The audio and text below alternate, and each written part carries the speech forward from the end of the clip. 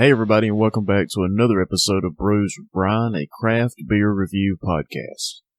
Craft beer is beer that is brewed in smaller breweries, not these big corporate machine breweries that we're all aware of.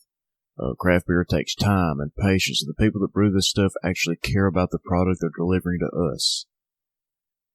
On this week's episode, I'm reviewing Siracusa Nera from Dogfish Head Brewery, Peanut Butter Porter from Back 40 Beer Company, and 10W-40 Horchata from Hi-Wire Brewing Company. Don't forget, you can check the show out on Apple Podcasts, Google Podcasts, YouTube, and Spotify. So make sure to tell all your friends that love beer and hook them up to the show, and maybe they'll like it too. But let's kick this show off.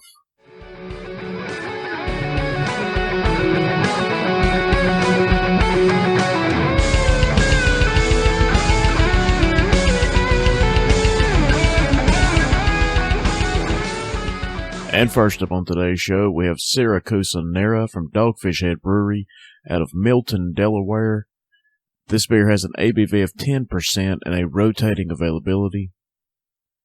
The description from the website says, combining a roasty imperial stout with a jammy wine, this beer is bold and complex.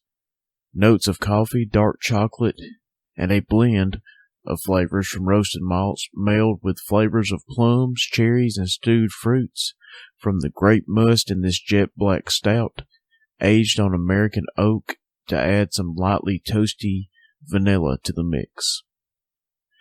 This beer pours a deep mahogany brown, sitting absolutely jet black in the glass, topped with a finger of dark brown head that actually sticks around for a little while.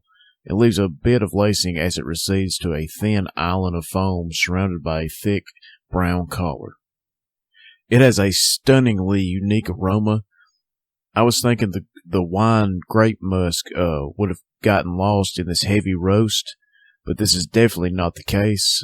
There is definitely some rich, charry roasted malt, but there are also an explosion of jammy grape, almost like grape jelly. Strawberry, raspberry, and blueberry jam with vanilla bean and ice cream.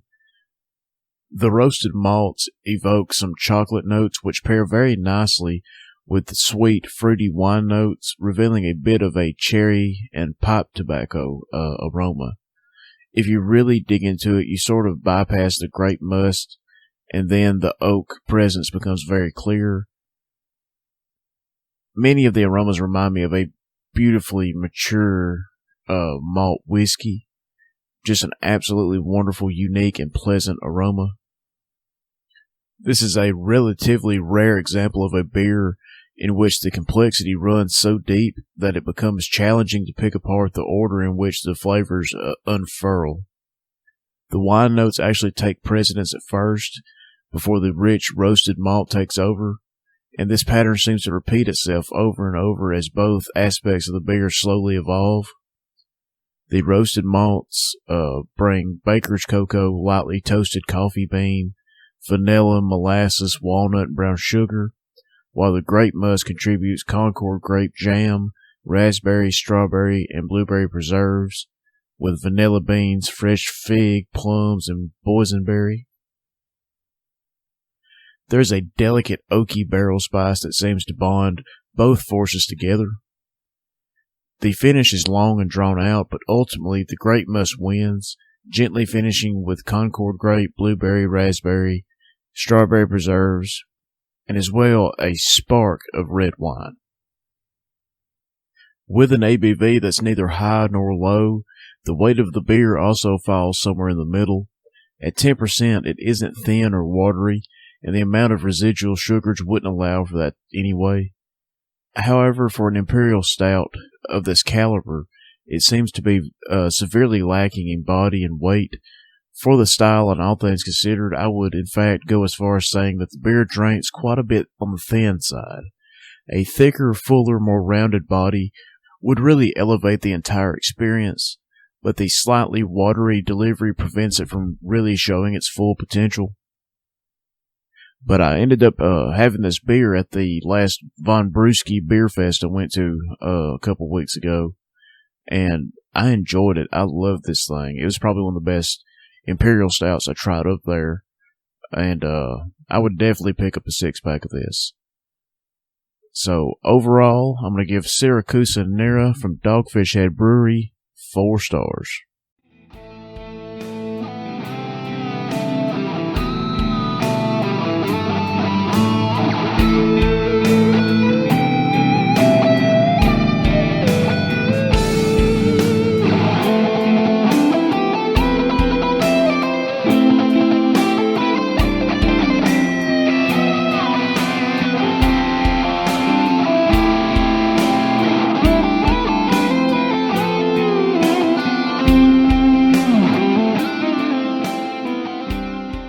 And the next beer on this week's show is Peanut Butter Porter from Back 40 Beer Company out of Gadsden, Alabama.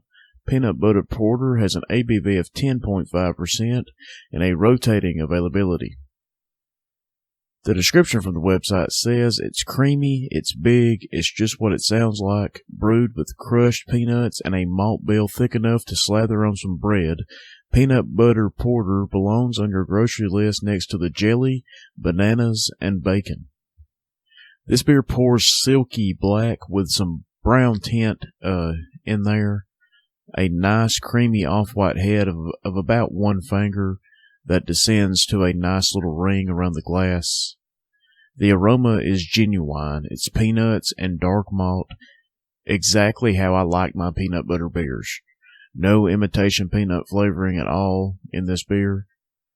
The flavor brings more of that nuttiness forward with some creamy peanut butter, and I'm actually getting slight jelly, but perhaps that's my mind playing tricks on me. Nice grainy, bready quality as well.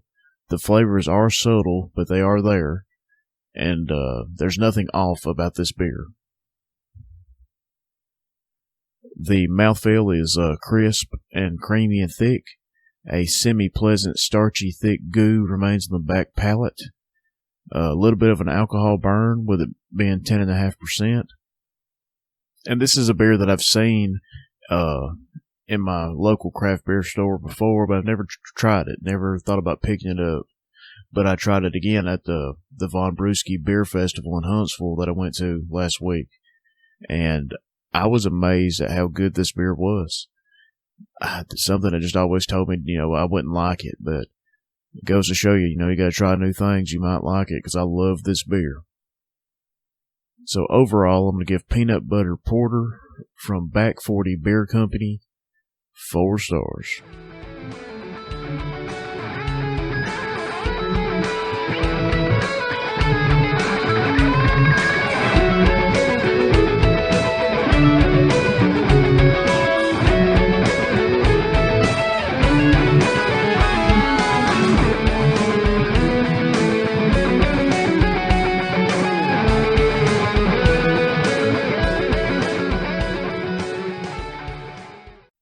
And the final beer on this week's show is 10W-40 Horchata from Hi-Wire Brewing out of Asheville, North Carolina.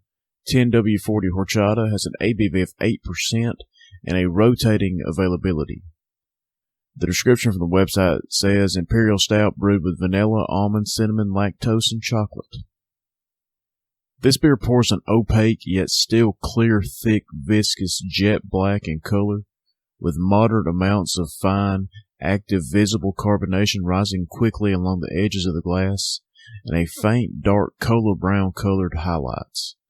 The beer has a 2-finger tall, dense, foamy, dark tan head that slowly reduces to a large patch of film, covering the entire surface of the beer, and a thin ring at the edge of the glass.